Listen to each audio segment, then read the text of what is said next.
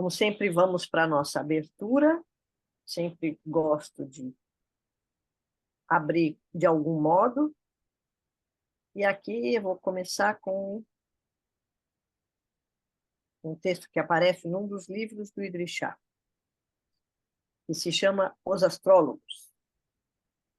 Era uma vez um rei que sucedeu ao trono e decidiu que chegara a hora de ser coroado. A questão da data da coroação estava sendo discutida na corte, quando os astrólogos se apresentaram e disseram: a data só pode ser definida depois de calculado o horóscopo para o evento. Quando um evento ocorre sem um horóscopo, pode trazer má sorte. Muito bem, concordou o rei. Um sufi, então, se levantou. Vossa Majestade, disse ele, de acordo com essa doutrina, primeiro devemos calcular um horóscopo para o momento em que o próprio horóscopo da coroação será calculado. Caso contrário, os astrólogos podem acabar fazendo seu trabalho em um momento de azar. Isso é verdade? Perguntou o rei aos astrólogos. Sim, pode ser, admitiram eles. Mas, indagou o sufi, e quanto ao horóscopo do horóscopo da coroação? Como seria feito? E como, depois de uma grande discussão, ninguém foi capaz de responder a essa pergunta, os astrólogos decidiram mudar as regras de modo que pudessem prosseguir com o seu trabalho. E assim, no final das contas, o rei foi coroado. Está no Idrissá, Buscadores da Verdade. Nós vamos ver que eu escolhi esse texto, vocês vão ver, porque a gente vai discutir um pouco essa questão do lugar do horóscopo, ou do lugar das causas, se isso pode causar má sorte ou não. E vamos voltar aqui para as séries analógicas, igualzinho que a gente viu na aula passada. O Sol é o coração, a Lua é emoção, Mercúrio reflexão, Vênus imaginação, Marte ação, Júpiter aspiração espiritual, Saturno razão. Aula passada a gente viu Saturno e a razão. Essa aula nós vamos ver o coração, Sol. Muito bem. Então, espero que todo mundo tenha conseguido ler a história, uma história interessante, aparentemente tola, meio pueril, como todas as histórias que nós vamos ver aqui nessa série do Nizami. E eu acho bem interessante a gente observar esse aspecto um pouco tolo, um pouco pueril das histórias. Aparentemente, são histórias um pouco primitivas, e a gente vai pensar, é que naquela época o pessoal não era muito sofisticado, mas eu espero conseguir demonstrar para vocês que não se trata disso, não se trata de falta de sofisticação, ao contrário, se trata de um caminho analógico, e que nós podemos explorar as analogias das histórias e ver como, na verdade, elas contêm elementos e elas são riquíssimas. Então, no caso do Emir, que não queria casar, no primeiro nível, o que a gente vai ver? A gente vai ver que os astrólogos fizeram a previsão de que, se ele se casasse, ele ficaria brigando o tempo todo com a mulher dele. Vamos lembrar que, durante um largo período na Idade Média, o horóscopo não era uma prática cotidiana, uma prática individual. Como vocês se lembram, não havia nem a noção de indivíduo nessa época. Então, em geral, os horóscopos eram feitos para figuras públicas, por exemplo, como um rei, como um emir, um chá, enfim. Porque justamente essas pessoas ocupavam um certo lugar na cena pública e esse lugar fazia com que a pessoa delas fosse uma pessoa simbólica por ser pública. Então, a vida do rei interessava, não no sentido literal, mas no sentido simbólico, isto é, muitos acontecimentos da vida de um rei poderiam servir de ensinamento, de transmissão da cultura para a totalidade da comunidade. Esse é um assunto que a gente pode ir explorando cada vez mais, se vocês quiserem, a gente pode ir além. Eu não vou falar superficialmente disso, só porque faz parte aqui desse conjunto. Nós vamos ver lá a esposa ideal. Como vocês sabem, as pessoas da pessoa são múltiplas na pessoa. Esse ditado Bambara que eu adoro citar.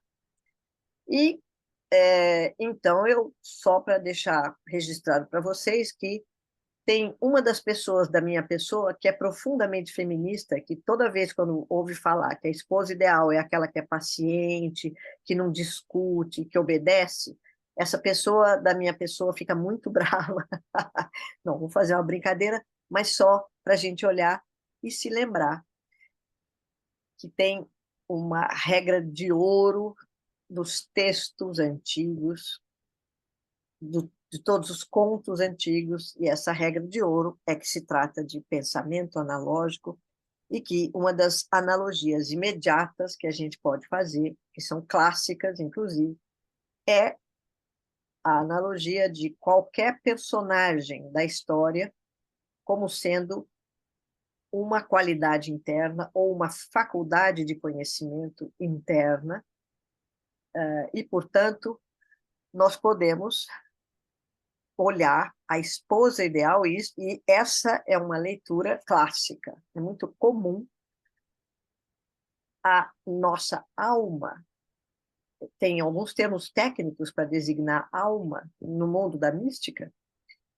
Hoje a gente diria o nosso ego, mas vamos manter aqui a ideia de alma, só para não misturar as coisas por enquanto.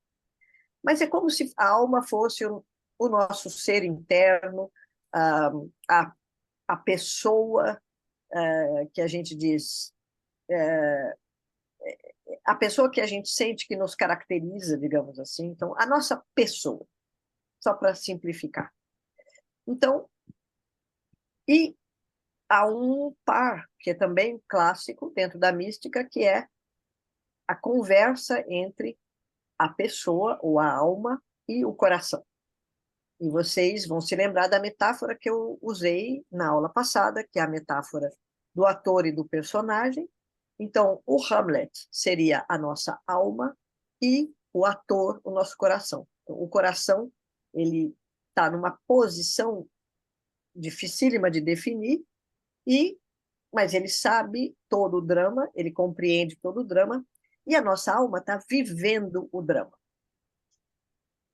Então, existe essa ideia de que a nossa alma precisa ser receptiva, paciente.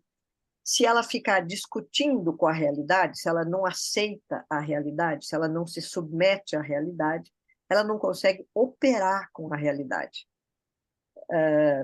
Ou seja, a esposa ideal aí é o símbolo de uma interioridade pragmática, que olha e que diz, bom, como que eu posso reagir agora diante de tal e tal situação? Não só reativamente. Então, qualquer coisa que me desagrada, a minha tendência é ter uma reação, ou ficar triste, ou ficar brava, ou ficar indignada, ou qualquer coisa que bate pronto. Imediatamente eu reagir. E a ideia é que essa alma possa desenvolver uma capacidade de não reagir, de respirar, de olhar, de ver o que está acontecendo e escolher como agir. E para isso, é preciso que ela seja paciente, é preciso, em primeiro lugar, que ela seja obediente, isto é, obediente à realidade, que ela aceite a realidade tal como ela é, para ela poder operar. É preciso que ela seja paciente para ela poder ter tempo. Vejam, tudo isso é técnica. Porque é muito bonito falar assim, a gente tem que ser desapegado. Tá legal, mas como? Então eu vou começar a desenvolver internamente os instrumentos para ir conseguindo fazer os caminhos do desapego, e o importante não é o desapego, o importante é que eu possa operar com isso. Então, a esposa ideal, a alma ideal, é aquela que desenvolve esses instrumentos e essas estratégias para estar na realidade. Muito bem. A criada malévola, a gente pode olhar e dizer, aí também é bem clássica essa interpretação, toda vez que tem um demônio, a velha mancomunada com o diabo, essas coisas todas que aparecem nas histórias, a gente diz é uma analogia com as nossas tendências baixas, ou as nossas tendências de ir para baixo, que são as tendências da vileza, a preguiça, a inveja, o ciúme, o orgulho, a vaidade, a gula, etc., etc., etc. Então, nós temos aqui a cena montada de uma condição em que as tendências baixas estão dominando e o Emir está sofrendo as consequências disso. Então, o Emir é o personagem que unifica tudo e dentro dele, a alma dele é ainda uma alma reativa, gananciosa. A ganância é um dos temas mais importantes dentro da mística, e é claro que a ganância se expressa, ela queria joias, queria vestidos, o que é uma forma analógica de falar de outras ganâncias, que são as ganâncias interiores, e que são muito mais sofisticadas e muito mais invisíveis que as ganâncias exteriores. Afinal de contas, a ganância exterior, ela é acessível hoje, no nosso tempo, a um número restrito de pessoas, que são as pessoas que podem gastar 16 milhões num colar. Mas nem todo mundo pode ter essa ganância. Mas todos nós podemos ter ganâncias internas que são muito contraproducentes. Enfim, então aqui começando a colocar o nosso campo de trabalho na mesa. Num outro nível, chega uma hora, então, quando ele já começou a trabalhar a sua alma e ele está descobrindo técnicas e ele está chegando num nível de contato com uma forma mais sofisticada da sua alma, então ele pode encontrar a chinesa, e a China é um símbolo tradicional entre os místicos, sobretudo no sufismo, porque existe uma fala do profeta Muhammad que diz: busquem o conhecimento, nem que seja na China. Então, os místicos passaram a usar o termo China como um termo técnico, que é o lugar do conhecimento. Então, muitas vezes a gente vai ver nas histórias aparecer, ele estava na China, ele encontrou uma chinesa, aí a gente já, um sinal, mas não necessariamente, tá? O pensamento analógico não é fixo e depende da experiência de cada um. Nesse caso, eu estou aqui só começando a trazer os materiais. Muito bem, então já é uma alma sofisticada agora que ele está conhecendo dentro dele. Ele já está num estágio em que essa alma ela tem mais conhecimentos, ela é descrita como alguém que sabe dançar, tocar harpa, tem saberes, não é só paciente, embora ela tenha essas virtudes, mas ela também é apresentada como tendo conhecimentos, e a criada, então, já não tem poder sobre ela. Então, o que é uma descrição muito técnica que o Nizami está fazendo de possibilidades do nosso mundo interno. A gente vai entrando em contato e vai vendo, olha, tem níveis, tem aspectos do meu mundo interno que são realmente muito vis, muito terríveis. Mas, obviamente, o meu mundo interno não está reduzido a isso. Existem outros aspectos que são reativos, em que eu estou ali o tempo todo incapaz de respirar e dar um passo para trás.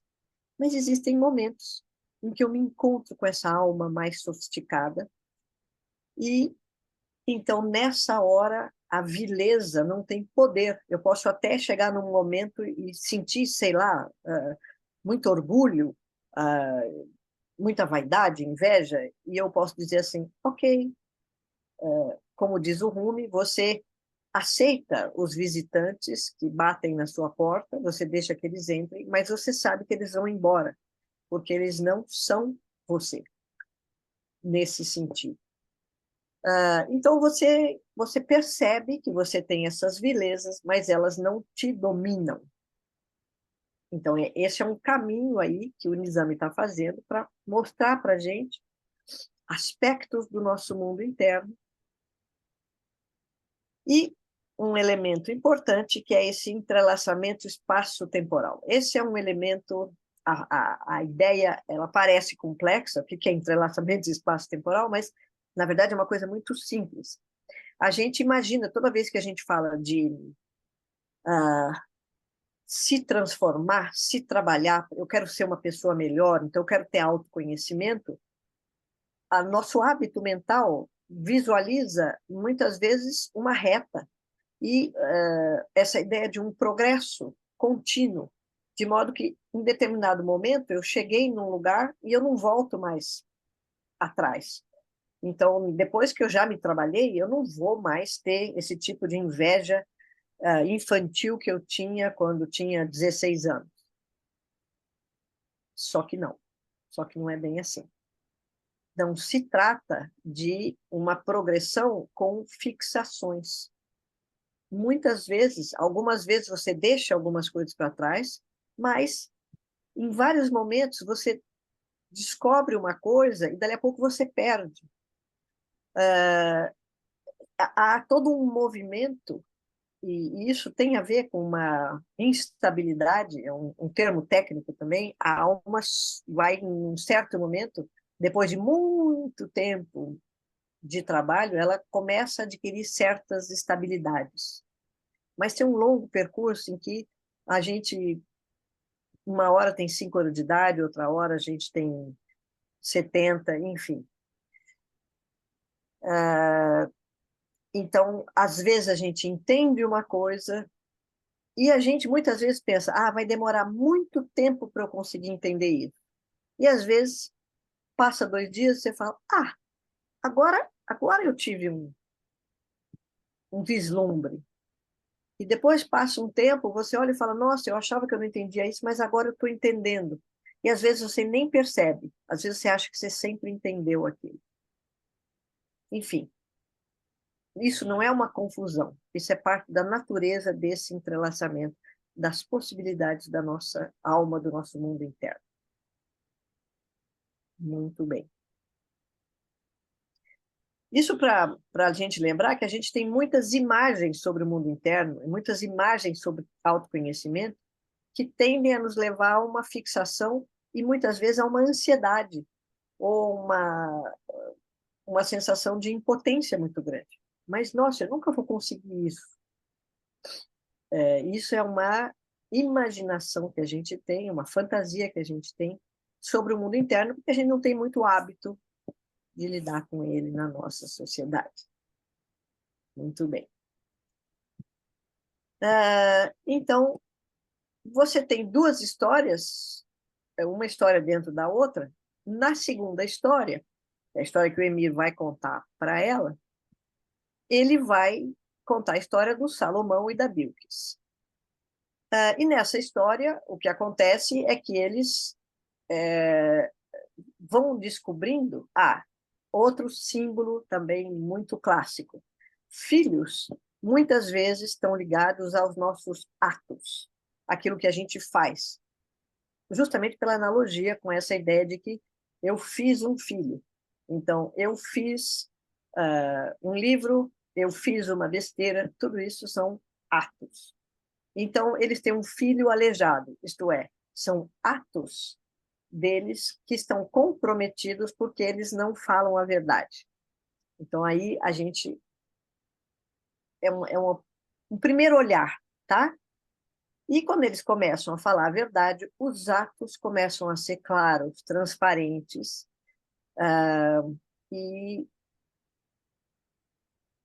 enfim, a gente está lendo essa história. E a gente está vendo, veja, é uma história que o Emir conta para a escrava sobre o Salomão, que é considerado um dos profetas e um dos maiores sábios da história da humanidade. E ele vai contar uma história em que a rainha deseja outro homem e que o Salomão é ganancioso. Isso tudo para trazer de volta essa ideia do entrelaçamento espaço-temporal. O Salomão é um profeta dentro da tradição judaico-cristã muçulmana. E, no entanto, ele olha primeiro para o presente que ele vai ganhar quando chega alguém para visitá-lo, que é uma coisa extremamente vil. Mas não é que o Salomão seja assim. É que, de novo, nós estamos falando de mundo interno e há situações em que você vislumbra no seu mundo interno coisas extremamente pequenas, mesquinhas, vis, e o trabalho de você olhar para elas e dizer, sim, eu estou vendo, é um trabalho de colocar a verdade, que é o que o Salomão faz, é o que a rainha Bilquis faz. Então, é um momento de purificação da alma, de clarificação. É como abrir a janela para deixar entrar a luz. Eu estou vendo, né? Eu não estou dizendo, não, mas é que eu sou uma pessoa muito generosa, eu sou uma pessoa legal. Esse eu sou é uma forma bastante pouco pragmática de lidar com a própria alma, porque é uma tentativa de fixar e dizer eu sou assim. E, bom, quando a gente está olhando para o mundo interno, está trabalhando no campo interno, a gente não precisa mais dizer eu sou. A gente pode olhar e dizer, bom, eu estou vendo isso aqui, estou vendo aquilo outro. Eu estou vendo muitas vezes uma inveja, mas eu também. Mas cadê uma possibilidade interna de ser generosa? Ah, eu estou com inveja dessa pessoa, ela acabou de ganhar um presente lindo, uma coisa que eu quis há muito tempo. Puxa vida, mas tem dentro de mim alguma coisa que é capaz de dizer, mas que bom que ela ganhou, que bom que ela está feliz. Eu posso procurar isso aqui? Eu falando assim, essas aulas são muito difíceis da gente dar, porque muitas vezes parece que a gente está entrando nesse campo moral, da boa, da bondade, da virtude. E aí, quando a gente faz isso, a gente escapa do campo técnico. Mas vamos continuar, porque quem sabe aos pouquinhos a gente vai, sem precisar definir muito, a gente vai internamente diferenciando a moral, a bondade, as coisas boas, de uma coisa técnica e efetiva. Agora, na história 1, na primeira história, que é ele com a escrava, bom, o que aconteceu? No final, quando eles se disseram a verdade, ele contou a história de por que ele não conseguia casar, por que ele não queria casar. Ele conta para ela que foi o horóscopo que o horóscopo que os astrólogos fizeram do horóscopo dele, eles diziam que ele, se ele se casasse, ele iria ficar brigando com a esposa o tempo todo. E por isso ele não queria casar. Ele nem menciona a velha, a criada, invejosa, que ficava ali virando a cabeça das escravas. Mas, lendo a história, o que a gente fica com a impressão é que as escravas se tornavam insuportáveis porque a velha as induzia a isso. Então, qual é a causa? E aqui, vamos respirar, eu vou trazer alguns elementos só para a gente ter essa informação e para a gente reforçar coisas que eu falei na aula passada. Na Idade Média, você tem uma expressão que é as quatro causas de Aristóteles. Se estudava Aristóteles, o mundo árabe estudou Aristóteles muito, depois é que o mundo cristão foi estudar, a partir do Ghazali, do Ibn Sina e do Averroes, eles foram conhecer o Aristóteles. Mas o Aristóteles era muito conhecido, e essa teoria das quatro causas é a seguinte: uma coisa, para ela ser feita, ela depende de quatro causas. A primeira causa é a causa final, isto é, Deus quis. Eu quero fazer uma mesa. Eu só vou conseguir fazer essa mesa se Deus quiser. E essa é a causa final. Então, ele vai possibilitar a que isso aconteça. Eu tenho a causa formal, que é a minha ideia de mesa.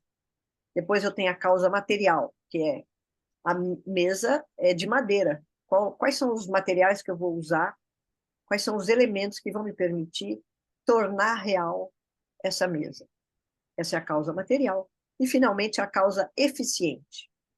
A causa eficiente é a que está na minha ação fazendo a mesa. Eu pego a madeira, eu serro, eu corto, eu colo, e aí isso tudo é a causa eficiente.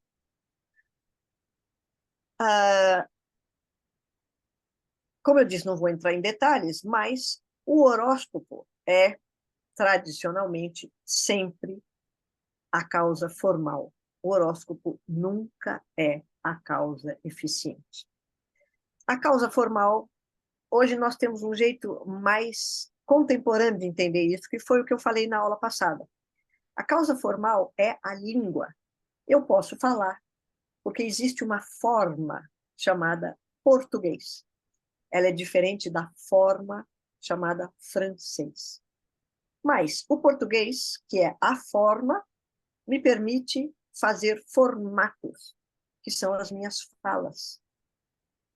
Como a gente, modernamente, a gente lê esses textos antigos e diz o horóscopo é a causa formal e está lá escrito, a gente entende que, então, a forma, ele, então, define as formas. Não, ele é a forma. Não precisa saber isso, tá? É só para vocês terem uma noção histórica, uma panorâmica, e perceber que o horóscopo de cada um é a sua língua. Então, o horóscopo, como qualquer causa formal, não determina nenhum acontecimento. O que determina é a causa eficiente. Então, eu chutei a bola e a bola foi lá para longe, foi o meu pé que encostando, e aí tem toda a física descrevendo a causa eficiente. A nossa sociedade não trabalha com as quatro causas de Aristóteles. Nós, no senso comum, na escola, na nossa formação, a gente só trabalha com a causa eficiente. O principal, a estrutura da nossa forma de conhecer é alguma coisa causou um efeito. Causa e efeito é o nosso modelo mental por excelência. Nós teríamos muitas conclusões para tirar daí, mas o mais importante é entender que o horóscopo é, sendo a causa formal ou sendo a língua, ele não determinava que o emir fosse obrigado a estar sempre brigando com a sua esposa. A causa eficiente foi a velha. Ela, sim, é que determinava, e no momento que você eliminou essa causa, que a alma já não está mais sujeita a essa vileza, então o problema desaparece. Porque a causa foi suprimida. Mas o horóscopo continua sendo o mesmo. Então, a língua é a mesma, isso não muda. O que mudaram foram as possibilidades. Ele começou a se encontrar com possibilidades mais sofisticadas do seu mundo interno. Vamos continuar respirando e vamos seguir para ver aonde isso nos leva.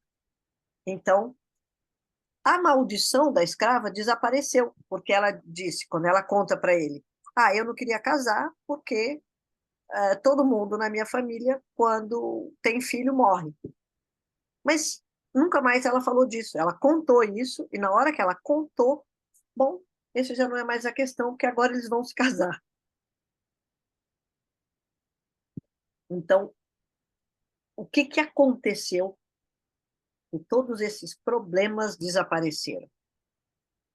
Então, as causalidades são abolidas. Aquilo que estava causando uma coisa, subitamente foi abolido quando a verdade apareceu.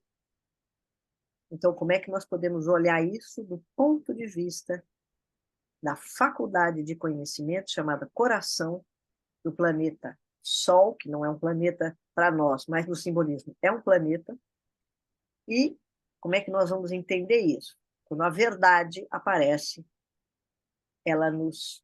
O primeiro movimento de uma verdade é nos levar para o nosso mundo interno. E se vocês observarem, no mundo interno, todas as causalidades podem ser abolidas, porque o mundo interno tem outras leis.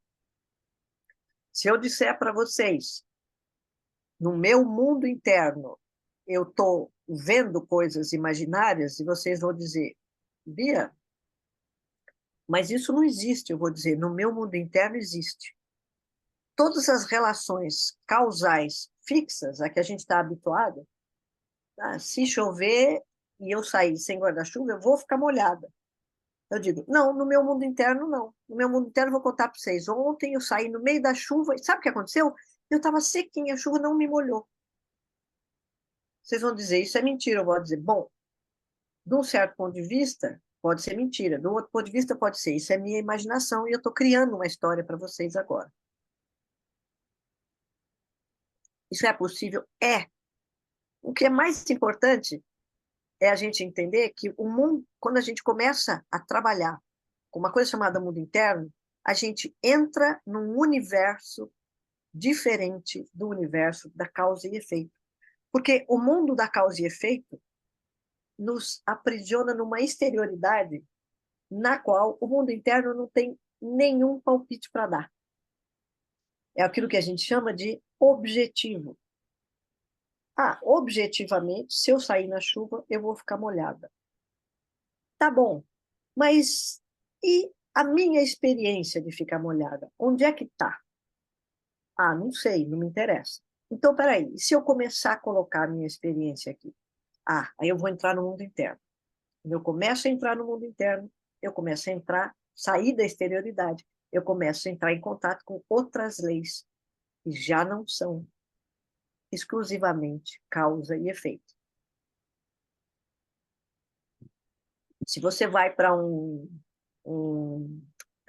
acupunturista e você diz para ele assim, eu estou com uma dor de cabeça, o que será que aconteceu? Será que foi porque eu bebi muito ontem, comi uma coisa muito gordurosa?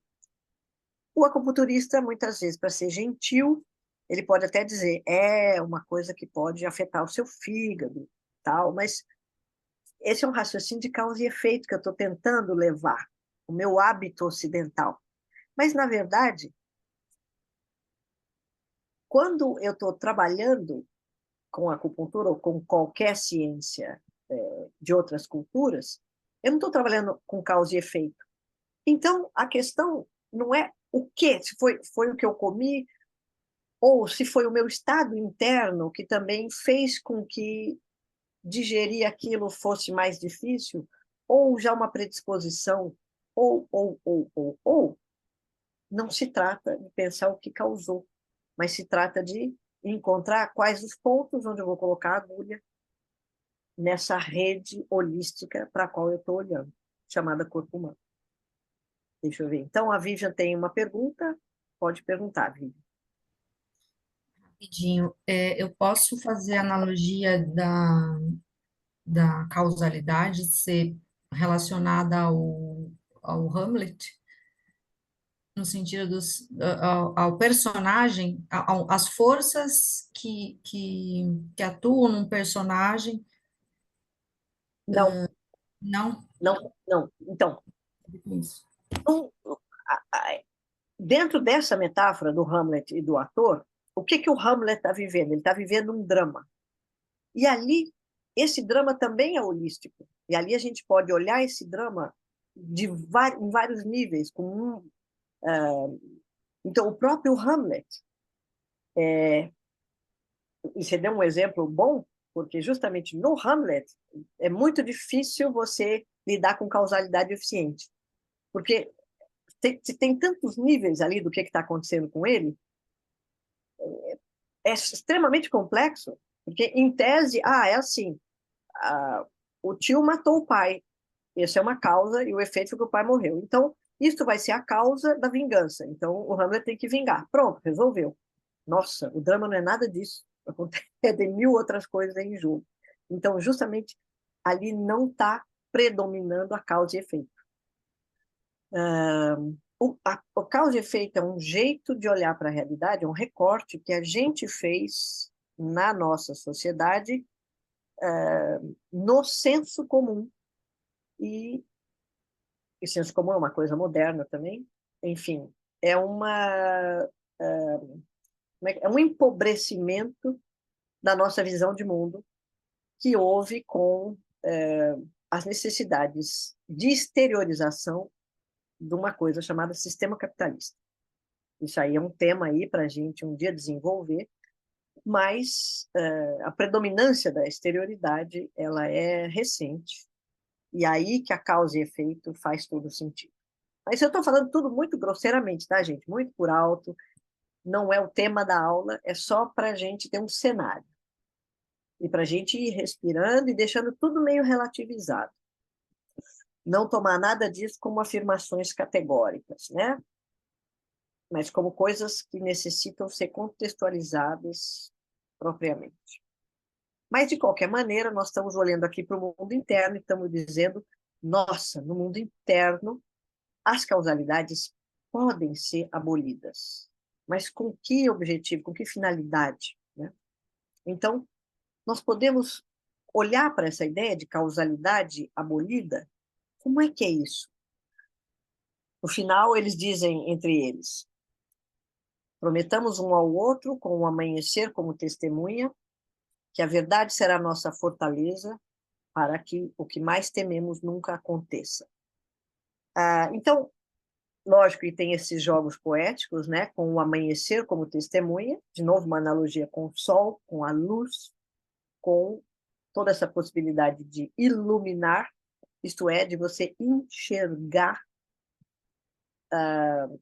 o mundo interno e, portanto, enxergar outras possibilidades, não só as exteriores, as que te atrelam a uma causalidade eficiente. E prometeram manter sempre a verdade como guia em seu casamento. Bom, muito bem, o casamento entre o coração e a alma, a promessa de que a verdade pode nos guiar.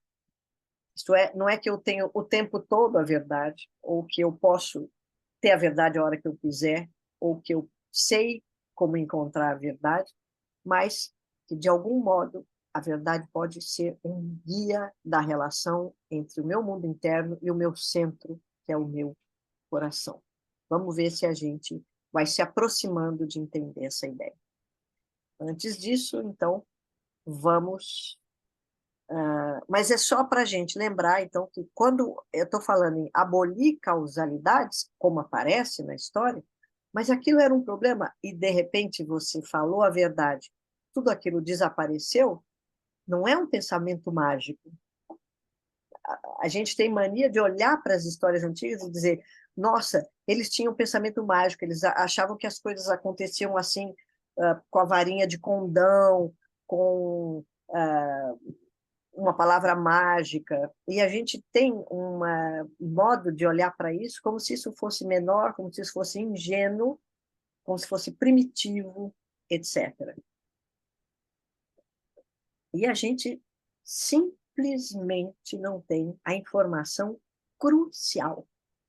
Estamos falando de interioridade. O mundo da interioridade é um mundo em movimento plástico. Tudo pode acontecer dentro do ser humano. E isso tem uma função.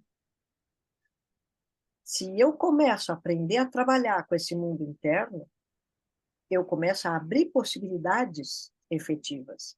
Então, a ideia de que autoconhecimento é isso, é você se encontrar com possibilidades, é você saber manejar o que está acontecendo com você, é absolutamente fundamental. E aí você entende todos os contos e todas as histórias. E você entende o que a Sherazade estava fazendo com o sultão durante 1001 noites. Isso é absolutamente essencial. Se você trata como primitivo, como ingênuo, como mágico, você simplesmente se afasta de um conhecimento importantíssimo. Espera aí, é muito legal aprender como funciona a física quântica. Agora, aprender como funciona a física quântica do mundo interno também pode ser muito interessante, né? Se você simplesmente parar e olhar, opa, eu sou ignorante disso, deixa eu ver o que eles estão ensinando. Então, o mundo interno, o coração é o centro do mundo. Essa ideia, nós vamos ter uma travessia que a modernidade vai fazer em muitos momentos. Alguns filósofos contemporâneos tratam essa ideia de centro de uma forma, de uma forma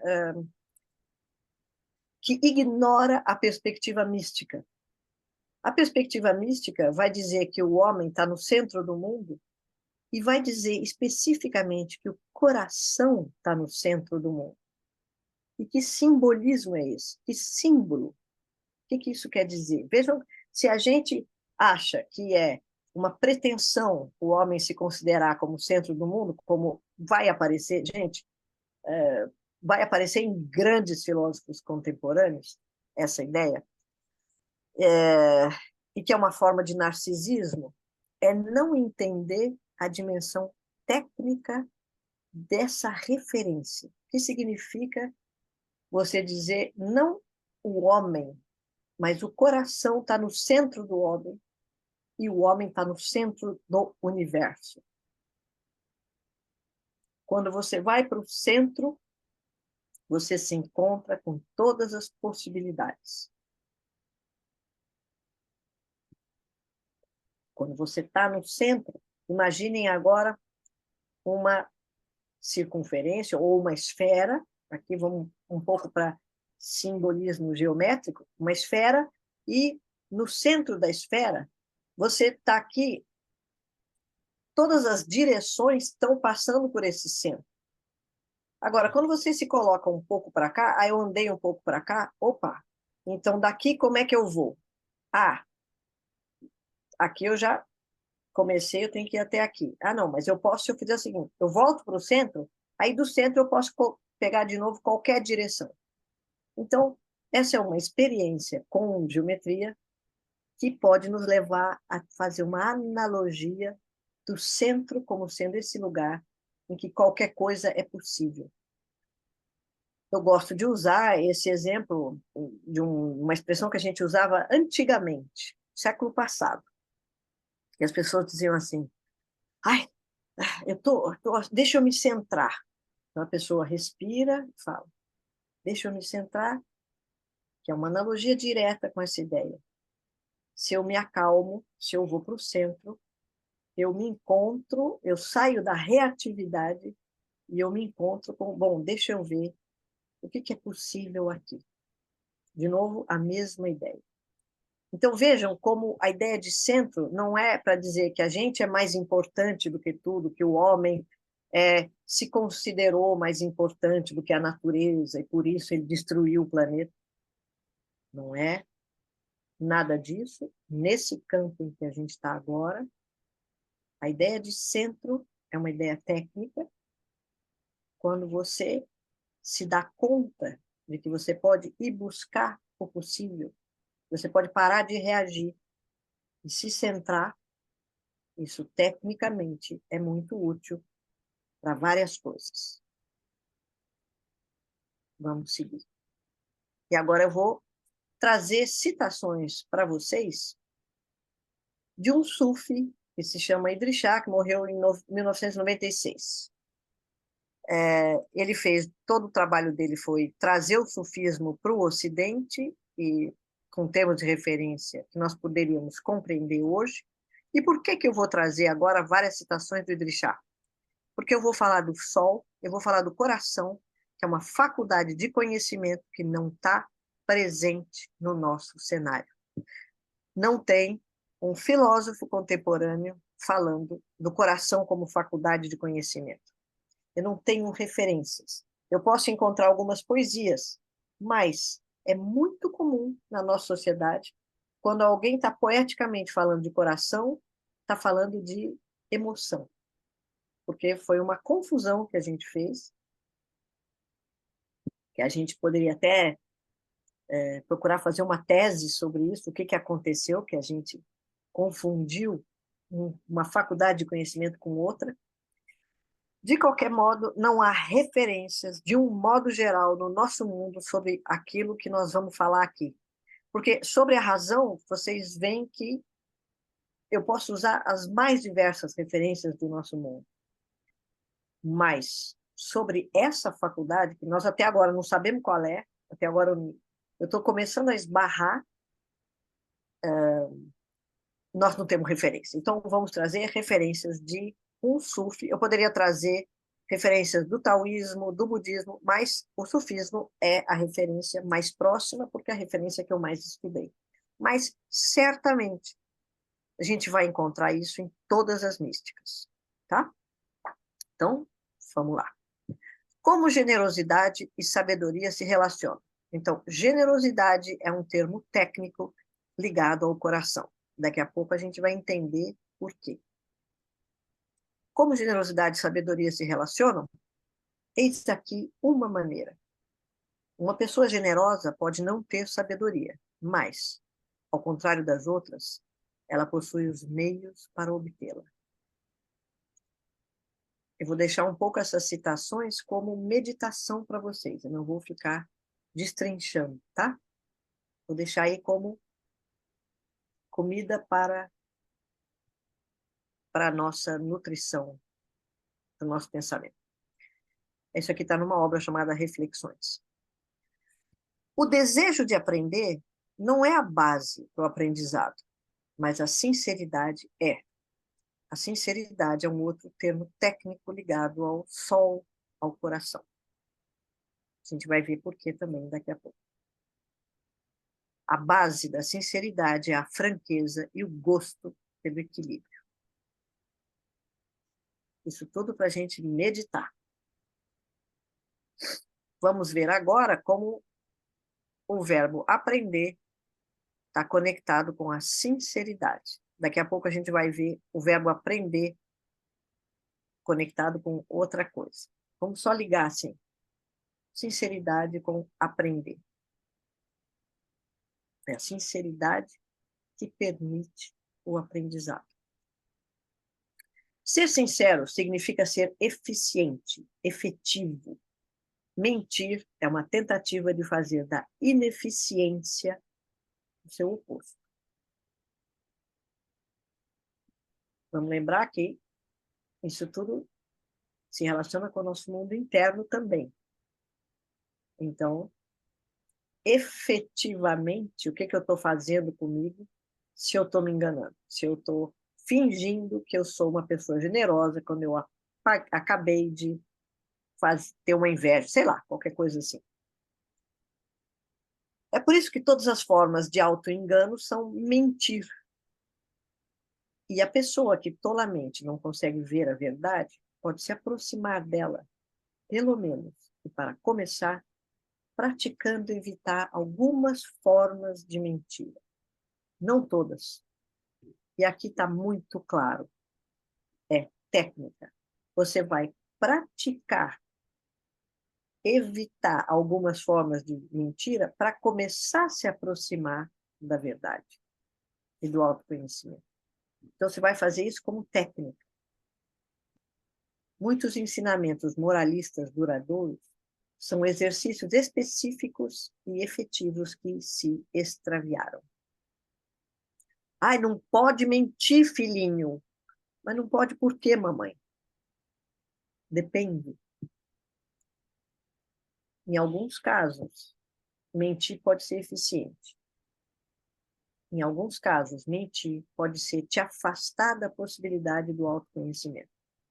Você precisa aprender a distinguir esses casos e a fazer do trabalho com a verdade um exercício específico e efetivo. Ali disse: ninguém pode alcançar a verdade enquanto não for capaz de pensar que o próprio caminho pode estar errado. Isso porque aqueles que só conseguem acreditar que esse caminho tem de estar certo não são crentes, e sim pessoas incapazes de pensar de um modo diferente do que sempre pensaram. Esse tipo de homem não possui nada de humano. Como um animal, ele necessita permanecer fechado dentro de algumas crenças. Enquanto for assim, ele não pode aprender.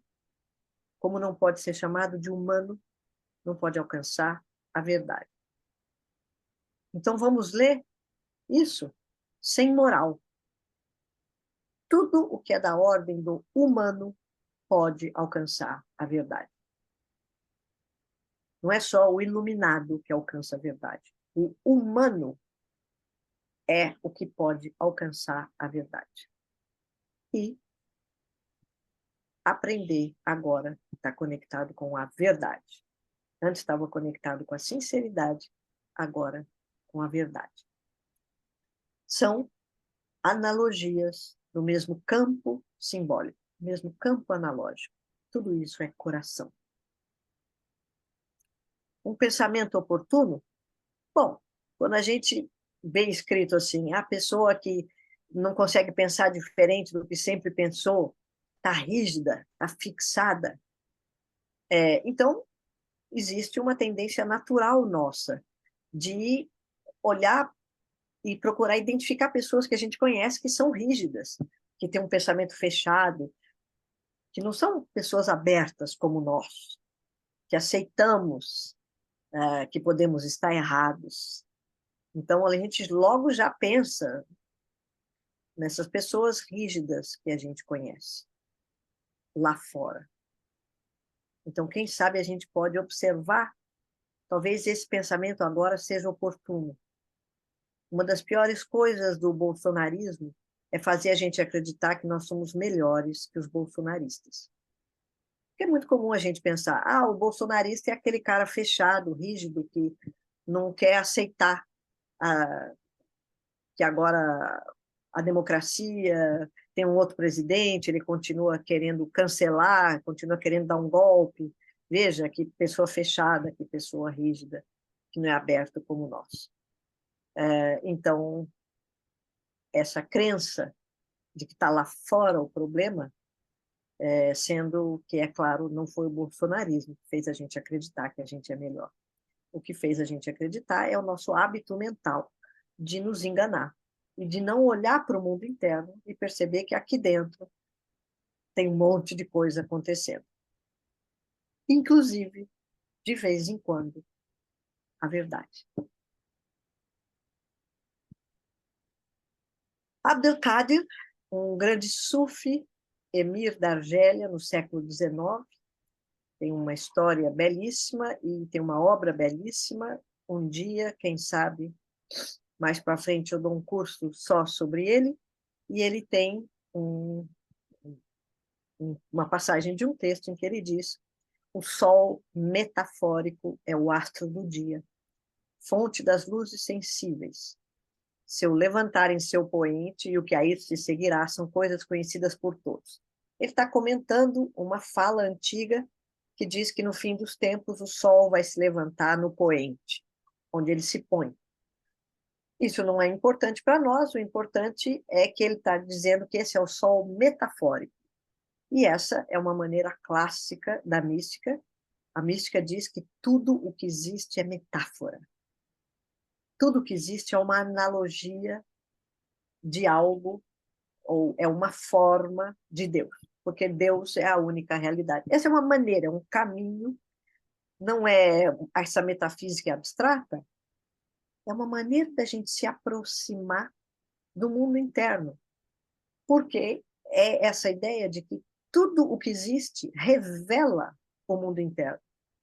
Eu posso utilizar tudo o que existe para falar de mim, eu posso fazer metáforas, porque de outro modo o meu mundo interno ficaria sempre invisível.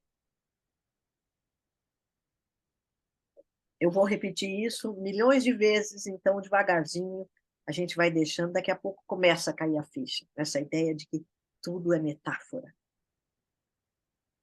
Ou se vocês quiserem, depois, daqui a pouco a gente abre uma conversa e fala disso. Quanto ao verdadeiro sol, ao mesmo tempo fonte das luzes sensíveis e espirituais, este é designado pelo versículo Corão. Alá é a luz dos céus e da terra.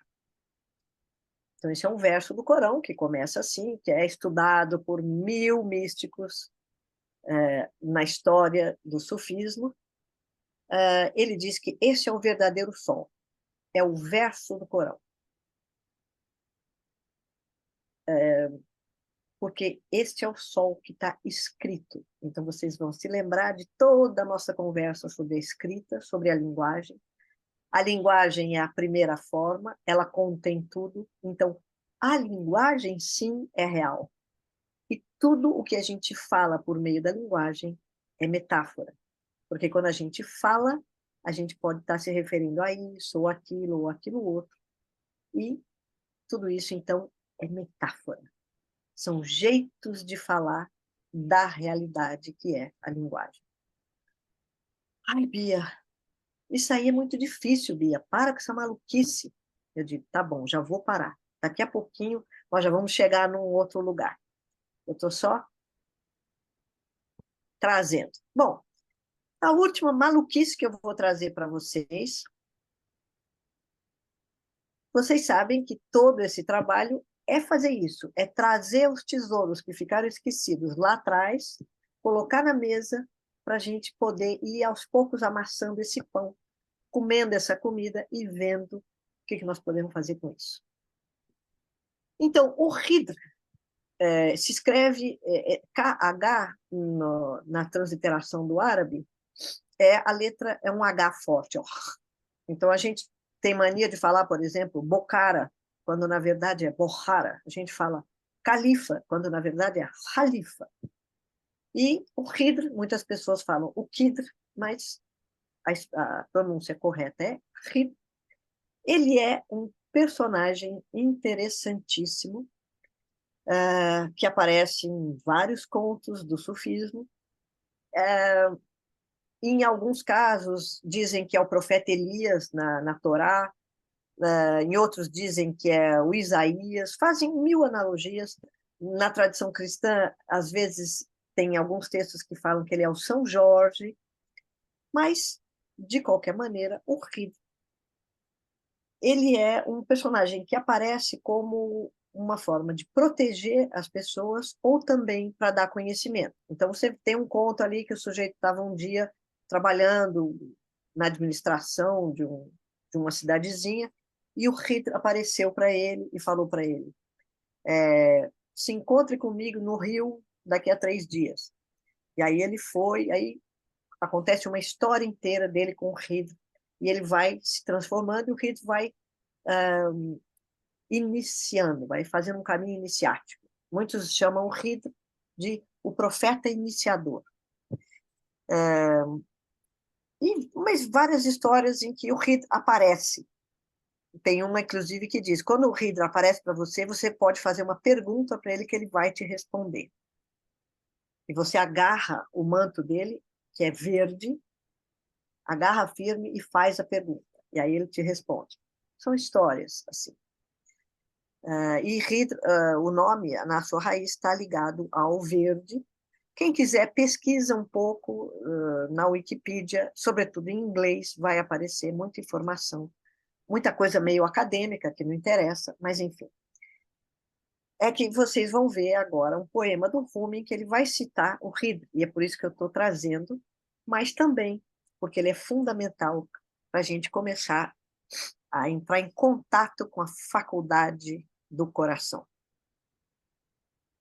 Há um verso no Corão que diz o seguinte: eles encontraram um de nossos servidores, a quem demos uma graça de nossa parte e a quem ensinamos uma ciência emanando de nós.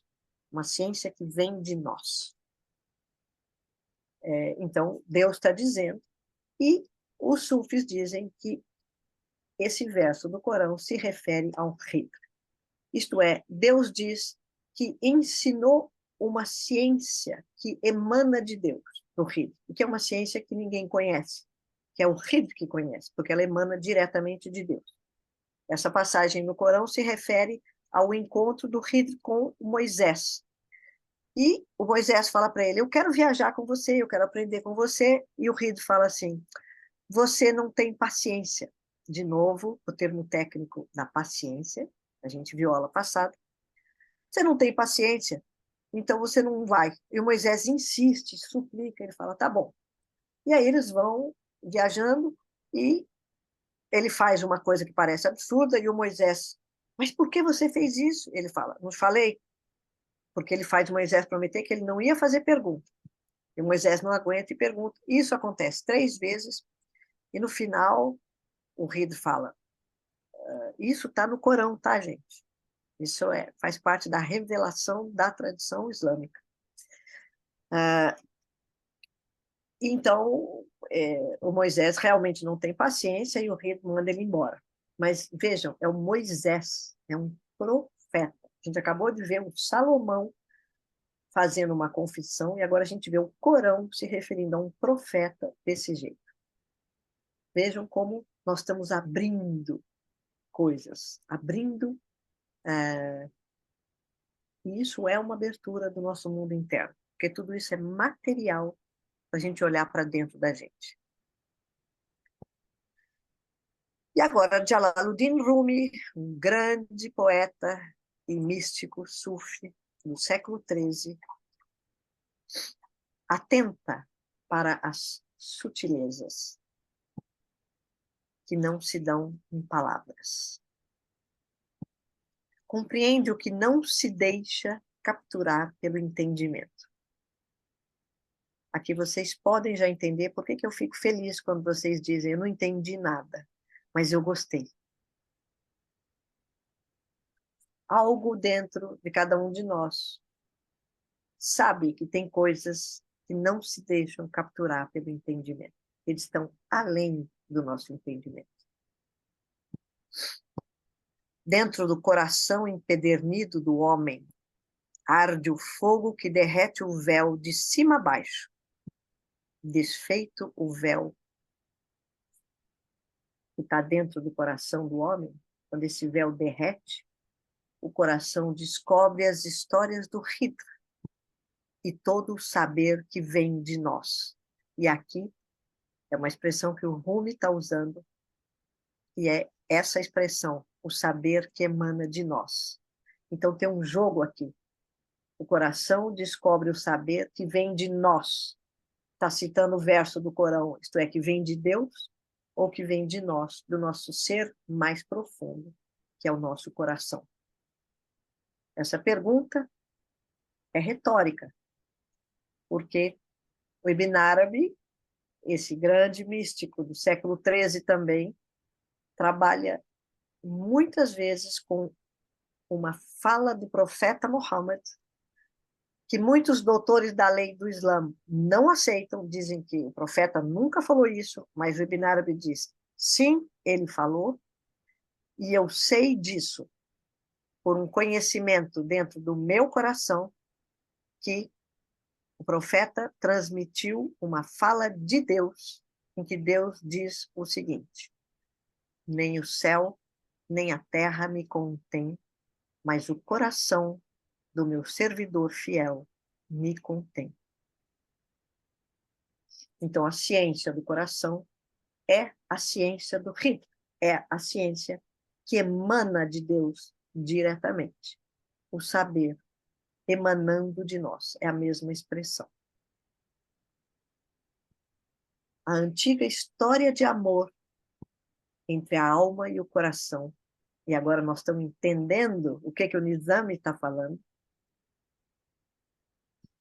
regressa sempre em vestes renovadas. Ao recitares sol, contempla o sol. Sempre que recitares não sou, contempla a fonte do que és. Poemas místicos. Isso tudo para meditar, tá bom, gente? Então, sinceridade e generosidade não são virtudes, são termos técnicos, operativos. Buscar a sinceridade, isto é, ter gosto pelo equilíbrio e ter uma franqueza. Não é qualquer franqueza, não é assim, ai, olha, tem muita gente que gosta de falar assim, eu vou ser franca com você. E aí começa a falar da gente. Quando a pessoa está falando da gente, ela não está sendo franca, ela está tendo uma opinião sobre nós. E essa opinião pode estar certa ou errada, porque ninguém sabe sobre o outro de fato. Para a pessoa ser realmente franca, é preciso que ela diga algo dela e que emane dela. E eu posso dizer, gente, olha, eu vou ser franca. Eu preciso confessar para vocês que hoje eu estava morrendo de preguiça de dar aula. O que é raro, tá? É mentira, não é verdade. É que eu preciso encontrar alguma coisa que agora não me veio. Veio essa. Então, aqui eu posso estar sendo franca, mas é preciso ver se isso é técnico. Se eu, ao fazer isso, eu estou de fato buscando, com essa franqueza, me encontrar com alguma retidão interna, e isso está pavimentando o caminho para eu chegar na sinceridade, que é uma experiência muito especial. Sinceridade não é só falar a verdade no sentido que a gente conhece. E é o gosto pelo equilíbrio. Isso é o que leva a gente a chegar na sinceridade, que é, então, uma técnica para a gente chegar na verdade. A gente vai ver um pouco mais isso. E a generosidade é a mesma coisa. Toda vez que você dá alguma coisa, que você se desapega tecnicamente de alguma coisa, você também está se aproximando do seu centro, do seu ser mais interno. Então, não adianta a gente dizer fulano é generoso, eu sou generosa. O verbo ser não entra nessas coisas. Há experiências de generosidade, se elas forem técnicas e realmente operativas, se elas servirem para a gente se transformar. Se for só para os outros acharem a gente bacana, isso não é um problema moral, isso é um problema técnico. A generosidade não está sendo usada para aquilo que ela serve. Ela serve para a gente se transformar, não para os outros acharem a gente bacana. Mesmo que seja legal que os outros achem a gente bacana se quiserem. Não tem problema nenhum. Não é um problema moral. Bom, vamos seguindo. Se a gente pensar, então, veja que interessante, que uso a gente pode fazer de uma faculdade de conhecimento. Mesmo que a gente não entenda profundamente o que é a faculdade do coração, que conhecimento é esse, a gente pode empiricamente olhar e pensar assim, eu estou diante de uma criança e muitas vezes eu quero ensiná-la algumas coisas. Eu vou dizer, olha, não faça isso, porque isso não está certo. Ou eu vou dizer, você precisa praticar disciplina, qualquer coisa que eu estou ensinando. Muitas vezes porque eu tenho um objetivo e eu posso fazer vários caminhos. Posso fazer um caminho saturnino, um caminho mercurino, lunar, mas e se eu for fazer um caminho solar com essa criança? Muitas vezes, você olha para uma criança como quem olha para ela e conta para ela que você está vendo uma mentira que ela está contando. Não porque você quer dizer, você é mentiroso, ou está errado fazer isso, mas como quem olha e diz, eu estou vendo, sem nenhuma condenação, sem nenhum julgamento, mas só como uma parceria íntima.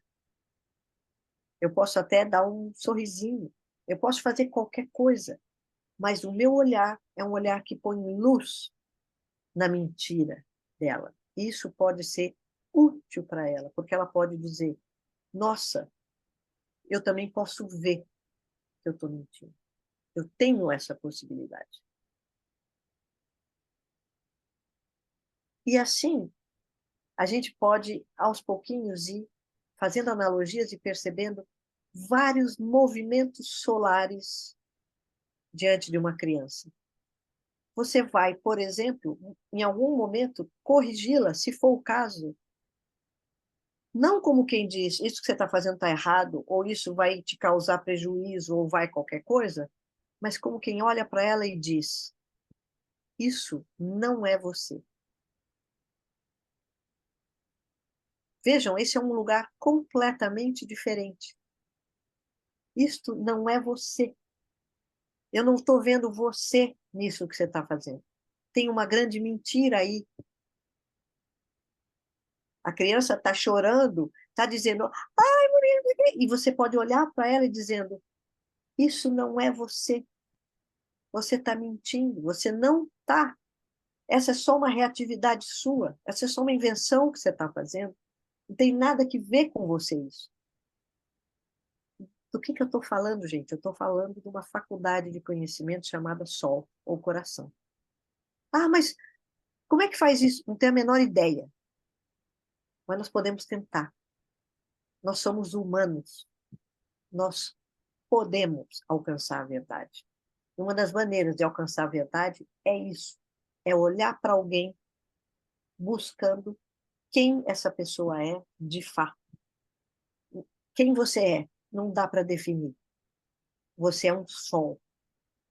Mas isso que você está fazendo, eu não reconheço como sendo você. É completamente diferente de você dizer isso não é bom, isso não está certo, isso vai dar problema. É indizível. É da ordem da faculdade de conhecimento coração. Mas experimentem. Quando eu falo, eu sei que vocês sabem que isso é possível. De um outro ponto de vista, pensando nessa faculdade, a gente lembra que pequenos equilíbrios têm a ver com equilíbrio. Ah, que interessante, né? Eu não posso mudar o planeta, mas eu posso fazer pequenas coisas que sejam. Ah, eu também não posso me transformar da noite para o dia, mas eu posso fazer algumas pequenas coisas. Ah, eu tenho uma grande dificuldade em ter disciplina. Tá, mas eu posso hoje, agora, fazer um pequeno movimento de conseguir uma disciplina útil para mim. Eu não preciso mudar, virar disciplinada, mas eu posso experimentar um pequeno movimento. Isso tem a ver com o maior. Do mesmo modo, pequenas verdades têm a ver com a verdade. O Nizami constrói uma história, constrói 7 histórias, aparentemente pueris, que tem que ver com uma coisa muito boba, mas que nos aproximam de uma experiência cotidiana, pequena como nós. Ou seja, nos aproximam de uma realidade que a gente pode experimentar a qualquer momento. Ele não está falando de grandes verdades metafísicas, mas isso é uma realidade solar. O pequeno tem a ver com o grande. O nosso coração não contém o céu e a terra. Ele contém Deus. Porque o céu e a terra não contêm Deus, mas o coração contém. Esses movimentos entre o pequenininho e o imenso são movimentos possíveis, porque nós possuímos uma faculdade de conhecimento chamada coração que é infinitamente superior à razão. A razão tem proporções, como a gente viu. A razão cabe na nossa consciência. Muito bem. O coração é maior. Já estou quase terminando, então, isso aqui é um céu de estrelas fixas, como a gente viu da outra vez. Isso aqui é um conjunto de termos técnicos. É um conjunto de estrelas que podem nos nortear. Saber que sinceridade e generosidade não interessam como virtudes, mas sim como termos técnicos, isso ajuda muito. Isso é como a gente viu, isso é um termo de referência.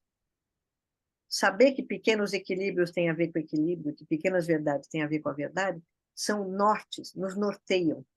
Podem ser úteis praticamente, como todas as referências no nosso céu de estrelas fixas. Então, essa ideia de que não é uma virtude, não é uma moral, não é um conceito, não é uma fixação, é um termo de referência. Então, estamos chegando agora no fim. O Sol, o coração, o bicho que está analogicamente conectado com o Sol é o Leão, e o signo do zodíaco, que é regido pelo Sol, é o Leão. A ideia de centro, então, o Leão é o rei da floresta, o rei está no centro do reino. O centro a gente já viu um pouco. O coração, como órgão no corpo, é analógico ao Sol. E quando a gente fala, então, aqui vamos ver pensamento analógico, né? Então a gente fala, no meu coração, qualquer coisa assim, a gente agora não vai mais pensar que é no nosso mundo emocional, a gente vai pensar que é o nosso centro, e analogicamente a tradição faz uma cadeia analógica, que é, então, Deus, Sol, centro, sinceridade. Daqui a pouco a gente vai ver a generosidade aparecer.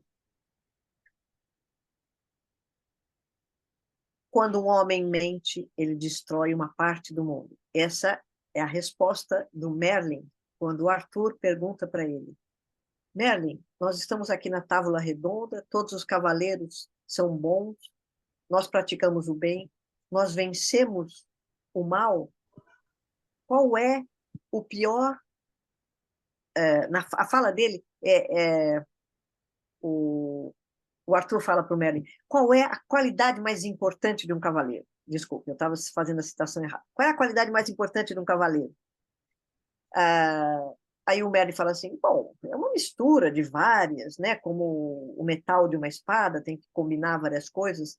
Aí o Arthur fala assim: não vem com conversa mole para cima de mim, não, o Merlin. Eu quero uma resposta direta. Aí o Merlin fala: muito bem. A maior qualidade do cavaleiro é a sinceridade. Quando um homem mente, ele destrói uma parte do mundo. Vamos meditar sobre isso. E a gente sabe, então, que no centro do coração está a verdade. Então, com a história do Nidame e com todo o caminho que a gente fez, como é que o homem se conecta com a sinceridade e como é que ele chega na verdade? Em todas as experiências nas quais ele enfrenta o seu ego. Em todos os momentos em que ele olha e pode fazer essa confissão que o Salomão fez para Bilquis e que a Bilquis fez para o Salomão. Ou, se vocês quiserem, assistam um filme chamado Em Minha Terra, ou acho que é Em Minha Terra a tradução do português, um filme do John Bowman sobre o apartheid na África do Sul e toda a violência que foi praticada contra a população nativa e que os brancos foram lá, invadiram e dominaram e fizeram. Não dá nem para descrever tudo que é a violência, e o momento em que eles começam a fazer o julgamento dos brancos, e um julgamento feito a partir da tradição de várias etnias sul-africanas. Então, é um conhecimento tradicional que vai fazer esse julgamento. Eles não fazem o julgamento no estilo do homem branco, eles fazem o julgamento no estilo do homem negro, e eles começam a dizer: o nosso julgamento é assim, você vai falar a verdade. E, e todo mundo escutava ali as absurdas violências e os caras confessando: eu fiz isso, eu fiz isso. É um filme deslumbrante e do que é essa travessia do uso de uma justiça tradicional, não dessa justiça moderna que a gente tem. Enfim, não quero ficar falando que um é mocinho, o outro é bandido, não é isso, mas é maravilhoso essa experiência de ver o que é falar a verdade, quais as consequências disso, e como isso é um trabalho sobre o ego, e no caso do filme, é sobre o ego e sobre aquela comunidade também. E se vocês assistirem à aula anterior, vocês vão ver essa relação entre o pessoal e o coletivo, como nesse filme está muito claro.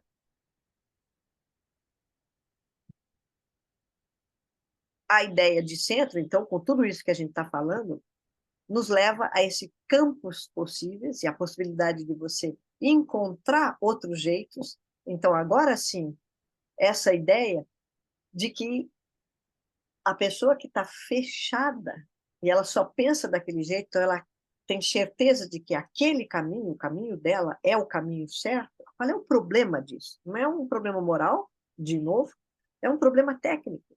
Ela não pode aprender. Então, ela não sabe aprender a aprender. Para aprender a aprender, o primeiro passo é sair do conhecido, do pronto, do fechado, e entrar em contato com o seu coração.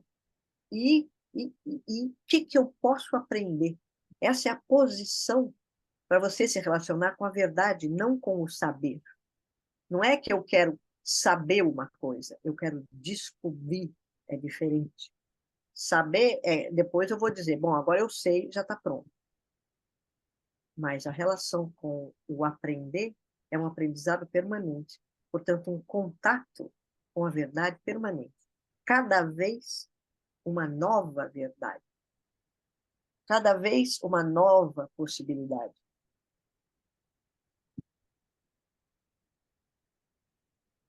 Então, aqui vamos nos lembrar que os textos conectavam aprender com a verdade e aprender com a sinceridade. Vejam como isso é fundamental. Aprender não é ter conhecimento. Aprender é se colocar na posição de se conectar com uma verdade. E aqui agora, então, a gente vai se aproximar desse termo técnico tão essencial que é a generosidade. Poder entrar em contato com o seu centro e se despojar das suas ideias prontas. Esse é o primeiro passo da generosidade. Eu me desapeguei do que eu tenho, das certezas que eu possuo. É o primeiro caminho da generosidade. A partir disso, que é o mais difícil, eu posso fazer outras doações. Eu posso entregar para as pessoas, porque na hora que eu faço isso, eu começo a gerar, eu começo a criar, porque as possibilidades se abriram. Então, esse caminho técnico me permite... eu não tinha pensado nisso. Nossa, agora sim me veio uma coisa. Então, tem uma enorme generosidade em você olhar, uma pessoa te falou um negócio e você falar: nossa, eu nunca tinha pensado nisso. Você permitiu que a pessoa tenha sido generosa com você, porque ela te deu uma coisa, e você foi generosa ao dizer: eu não tinha pensado nisso. Porque, de fato, algo se abriu dentro de mim. De fato. se isso aconteceu mesmo. Ah, então se abriu. Se abriu, o que que acontece? Acontece que agora eu tenho um contato com a verdade e eu tenho um jeito de olhar para a verdade. É a verdade como criação. Algo se criou. Não é que existe uma verdade que está pronta lá e eu vi a verdade. Isso não existe. A verdade não é exterior nunca. A verdade que é verdadeira é aquela que acabou de ser criada para mim agora e que me levou para um campo possível.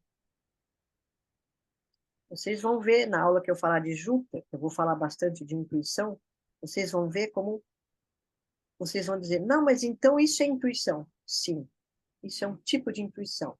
É a intuição que nos leva para o centro. E que nos leva para entrar em contato com o nosso ser mais profundo. Que é esse ser que não só entende, mas esse ser que cria do nada. Deus criou o homem do nada. Deus criou o mundo do nada. O homem também pode criar do nada, do centro do seu coração. Isso que ele cria se chama verdade. Muito bem. Então, se a gente se conecta com essa ideia da destruição de uma parte do mundo, então é esse tipo de mentira, não é qualquer mentira moral. Essa que me afasta do meu centro. Se a gente se conecta com a sinceridade, com a generosidade, a gente pode chegar aonde a gente parou na aula passada. A grande questão, a grande tristeza é porque nós não sabemos qual é a nossa verdadeira necessidade. Nós não sabemos qual é o nosso desejo do coração, o desejo mais profundo. O que que a gente realmente precisa agora? É muito difícil saber isso. Mas todo trabalho é buscar isso. Ser um buscador é buscar isso. Não está dado, mas às vezes a gente sabe. Às vezes a gente se encontra com isso, com a relação entre o desejo e a necessidade. E isso é coração. É o que Saturno não pode nos dar. É o que Saturno busca. Onde a gente tem o Sol, muitas vezes, sem perceber, a gente realiza isso.